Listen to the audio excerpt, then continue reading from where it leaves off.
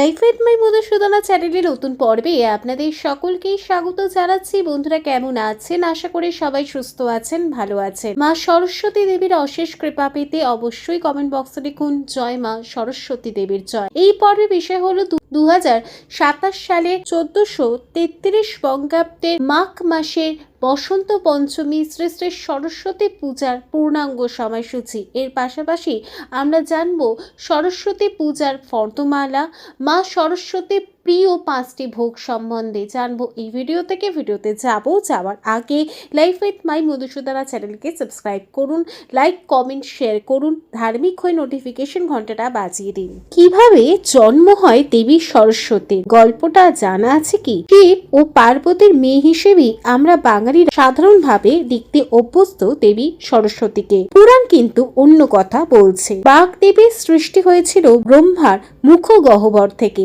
জেনে নিন পুরাণের সেই অজানা কাহিনীটি। ব্রহ্মার সকল ভালো গুণ একত্রিত হয়ে তা ধীরে ধীরে এক নারীর আকার নিতে থাকে। এইভাবেই ব্রহ্মার মুখ গহ্বর থেকে সৃষ্টি হয় দেবী সরস্বতী। হিন্দু ধর্মের সর্বোচ্চ আসনে থাকা 3 দেবতার মধ্যে অন্যতম দেব হলেন ব্রহ্মা। ব্রহ্মা, বিষ্ণু ও মহেশ্বরকে নিয়ে ত্রিমূর্তি। পুরাণ অনুসারে ব্রহ্মা হলেন স্বয়ংভূ, অর্থাৎ তার কোনো পিতা ও মাতা নেই। তিনি নিজেই নিজের জন্ম দিয়েছেন। এই আশ্চর্য জন্মের পর ব্রহ্মা ধ্যানে বসে। সেই ধ্যানে তিনি তার সকল ভালো গুণকে একত্র করতে থাকে, আর ব্রহ্মার সকল ভালো গুণ একত্রিত হয়ে তা ধীরে ধীরে এক নারীর আকার নিতে থাকে। এইভাবে ব্রহ্মার মুখ গহ্বর থেকে সৃষ্টি হয় দেবী সরস্বতী। ব্রহ্মার প্রথমে একটি মুখ ছিল। অত্যন্ত সুন্দর সেই দেবীকে দর্শন করার জন্যই ব্রহ্মার আরো 4টি মুখের সৃষ্টি হয়। পুরাণ অনুসারে ব্রহ্মা এই বিশ্ব ব্রহ্মাণ্ড সৃষ্টি করলেও নিজের সৃষ্টি নিয়ে তিনি খুব একটা সন্তুষ্ট ছিলেন না। দেবী সরস্বতী তাকে এই বিশ্বকে কিভাবে আরো সুন্দর করে তোলা যায় সেই সম্পর্কে পরামর্শ দেন। পুরাণে কোথাও কোথাও সরস্বতীর স্বামী হিসেবে বিষ্ণুর কথা উল্লেখ করা হয়েছে, আবার কোথাও কোথাও সরস্বতী দেবীর স্বামী হিসেবে ব্রহ্মাকে বলা হয়েছে। পুরাণের একটি কাহিনী অনুসারে একবার কোনো একটি অনুষ্ঠানে ব্রহ্মার পাশে সময় মতো এসে উপস্থিত হতে পারেননি দেবী সরস্বতী। সেই কারণে ব্রহ্মা গায়ত্রী নামে নিজে আরো এক মূর্তি সৃষ্টি করে। এই কথা জানতে পেরে অত্যন্ত ক্রুদ্ধ হয়ে ওঠেন দেবী সরস্বতী। তিনি ব্রহ্মাকে অভিশাপ দেন যে ত্রিমূর্তির অন্যতম হলো মর্তলোকে ব্রহ্মার পূজা করা হবে না।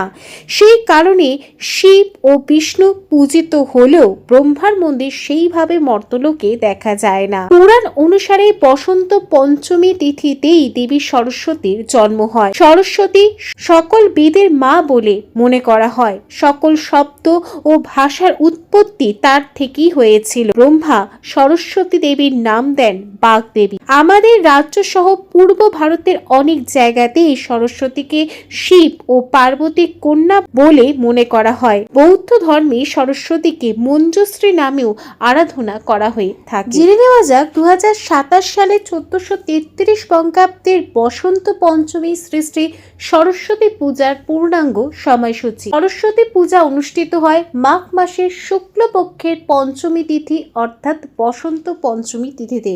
বসন্ত পঞ্চমী তিথি শুরু হবে 10ই ফেব্রুয়ারি 2027, বাংলার 26শে মাঘ 1433 বুধবার রাত্রি 12:44 পর থেকে। বসন্ত পঞ্চমী তিথি সমাপ্ত হবে 11ই ফেব্রুয়ারি 2027, বাংলার 27শে মাঘ 1433 বৃহস্পতিবার রাত্রি 12:44 পর থেকে। 2027 সালের 1433 বঙ্গাব্দে শ্রী শ্রী সরস্বতী পূজা বসন্ত পঞ্চমী তিথি অনুষ্ঠিত হবে 11ই ফেব্রুয়ারি 2027, বাংলার 27শে মাঘ 1433 বৃহস্পতিবার। শ্রী পঞ্চমী শ্রী শ্রী লক্ষ্মী সরস্বতী পূজা মৎস্যাধার অর্থাৎ দোয়াত, লেখনী অর্থাৎ কলম, পুস্তক অর্থাৎ বই, বাদ্য যন্ত্রাদির পূজা, পঞ্চমী ব্রত, গোস্বামী মতে বসন্ত পঞ্চমী কৃত্য, শ্রী শ্রী কৃষ্ণার্চন, মদন পঞ্চমী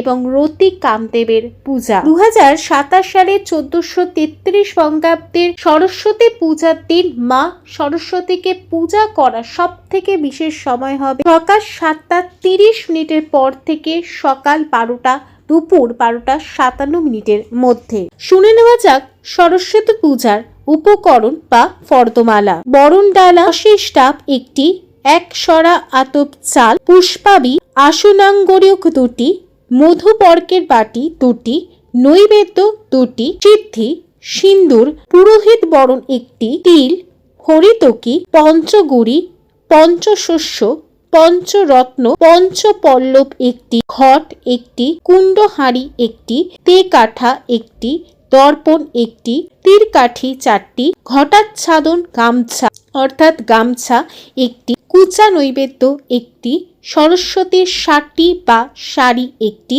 লক্ষ্মীর 60টি বা শাড়ি একটি, চন্দ্রমাল্য বা চাঁদমালা একটি, বিল্বপত্রমাল্য অর্থাৎ বেলপাতার মালা একটি, থালা একটি, ঘটি একটি, শঙ্খ একটি, লৌহ একটি, নথ একটি, রচনা আমের মুকুল, জবের শীষ, ফুল, আবির, অভ্র, মৎস্যাধার অর্থাৎ দোয়াত ও লেখনী অর্থাৎ কলম, ভোগের দ্রব্যাদি, আলি, কাষ্ঠ, খড়কে, গব্যঘৃত 1 সের, পান, পানের মশলা, হোমের বেলপাতা 28টি, কর্পূর, পূর্ণ পাত্র একটি, দক্ষিণা। বসন্ত পঞ্চমী ও সরস্বতী পূজায় ভুলেও তামসিক খাবার খাবেন না, যেমন মাছ, মাংস, ডিম, পেঁয়াজ, রসুন ইত্যাদি খাওয়া উচিত নয়। এই তিথিতে কালো রঙের পোশাক পরা উচিত নয়।